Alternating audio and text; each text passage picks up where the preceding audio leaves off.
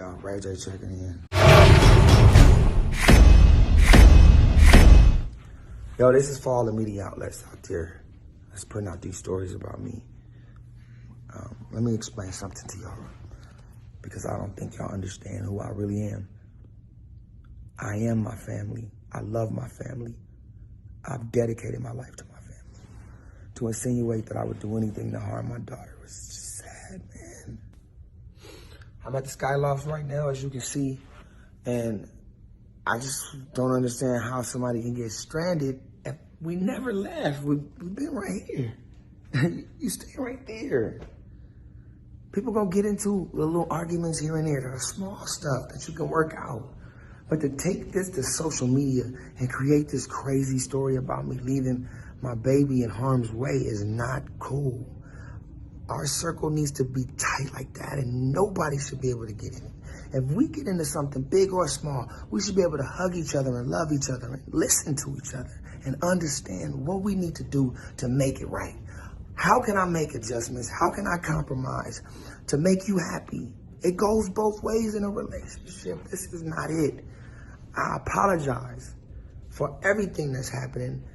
We supposed to be at the tightest and at the strongest. We having another baby coming in, and these are not the things we supposed to do.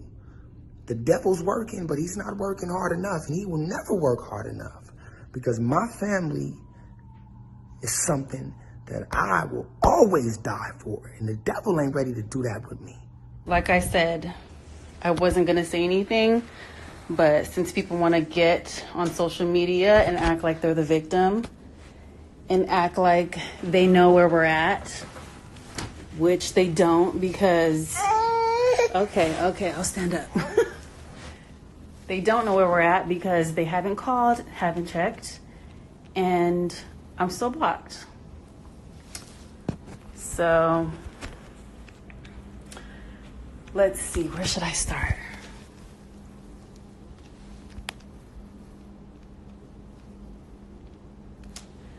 Okay. So about 2 weeks ago, yes, get your popcorn. About 2 weeks ago, I found an extra phone that Ray had been hiding, or that Ray, he wasn't hiding, he had it. And he had been giving his number out. He had admitted to me that he was, nope, A1, I'm doing it, I don't care. He want to be on his page acting like the victim. Leave me alone, A1. So I found this phone that he had. I went through it. I confronted him about it. He was honest. Well, he tried to lie at first. He was honest.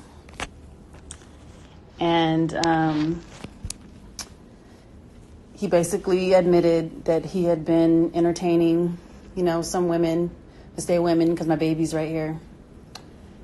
And, I told him, just be honest with me. If you're honest with me, then we can get through it.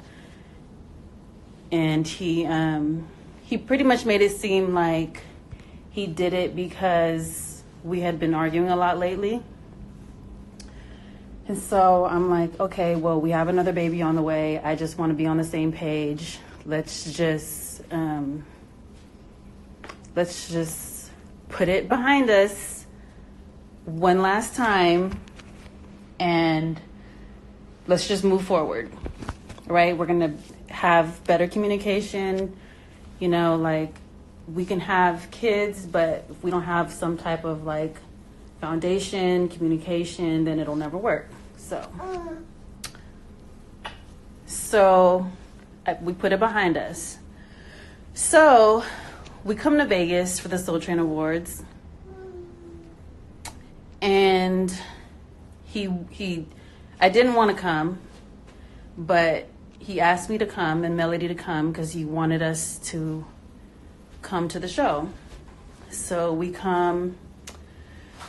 We're here for about 2 days, and he asked me to move to Vegas. And I'm like, no, I don't want to move to Vegas.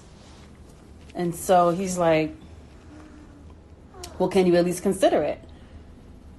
And I'm like, no, I don't want to move to Vegas. It's like, it's not even considering it. I don't want to move to Vegas. This is not the place to have kids. This is not a place to raise your kids. And I just don't like it here. It's too many distractions. You know, you already like to gamble. There's way too many parties going on every night. And it's just not the place that I want to be. So I said, sarcastically, I said, well, you can move to Vegas, but I'm going to be in LA. And so he got really mad and said that he, he's trying to move our family somewhere where we can be like a little bit more stable. And I basically said, like, Vegas is not the place that I want to be. Like, why can't you just respect that I don't want to move to Vegas? We could move anywhere else. I just don't want to move to Vegas. And so he gets mad and he's like, why would you tell me I could move to Vegas? You just want to live in two different places. And I'm like, I'm not really serious. Like, I'm not really saying, yeah, babe, move to Vegas and I'm going to be in LA. We can live in two different places. I'm being sarcastic. So I took it as him just trying to find any reason to leave. So he left, didn't come back. He was out the whole night. And so the next morning, I didn't call him or anything because I'm like, okay, maybe he just wants to hang out with his friends, whatever. He'll be here by the time I wake up. So I wake up, he's still not here. And I'm like, the next morning, I'm like, so you really want to just stay out all night off of some fake argument that we had? Like, you can't really be serious. And he's like, you're selfish. All you do is think about yourself. You want to wear the pants in the relationship. You want to be the king of the house, like all this crazy stuff. And I'm like, and then he said, what made me mad is because every time we get into an argument, he starts talking about or alluding to like getting a divorce or saying, as long as I get to see my kids, it's like, why do you got to take it there? So I said, you know what? I said, with the way you just get up and leave and disappear, I got to get back to LA and I got to get my mind right before this baby comes, because with the way you move, I'm liable to be alone at any given moment. And so he said, well, I'm preparing to be alone too, as long as I can see my kids Monday through Wednesday. I said, okay, well, we can just be separated then. And so he's like, not before I file first, so the conversation got really, really ugly. We started getting real disrespectful. And then so he blocked me. So I couldn't call him, couldn't get in contact with him. It was time for me to check out the room. He left. He never came back. Didn't tell me where he was going. Didn't hear back from him. So I had to check out the next day. And we ended up checking out of the hotel because it was time to check out. And then I ended up checking into another hotel. And we're in another hotel right now. We are not where Ray is in the Skylofts. I have not talked to him. He has not unblocked me. He has not called me, hasn't checked on me or Melody. So we're just here. And my car is here. And I'm trying to figure out a way to drive my car back because I'm over 8 months pregnant and I have to pee every 30 minutes. I don't want to have to stop in the middle of nowhere driving from Vegas to LA. That's a 4.5, 5-hour drive. So that, you guys, is everything that happened. I put that on my kids.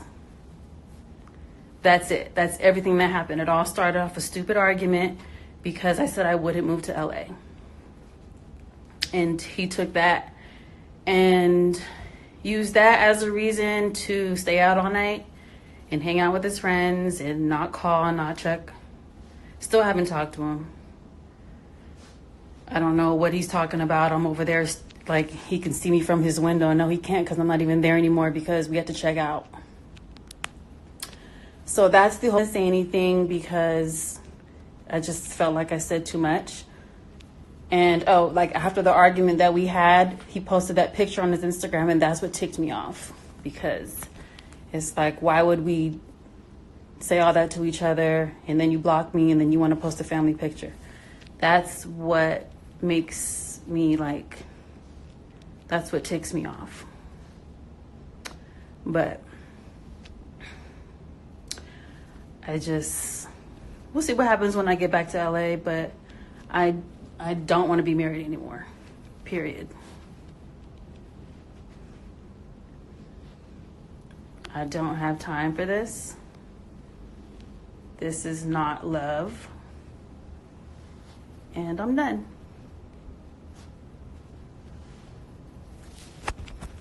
It's a divorce party, y'all.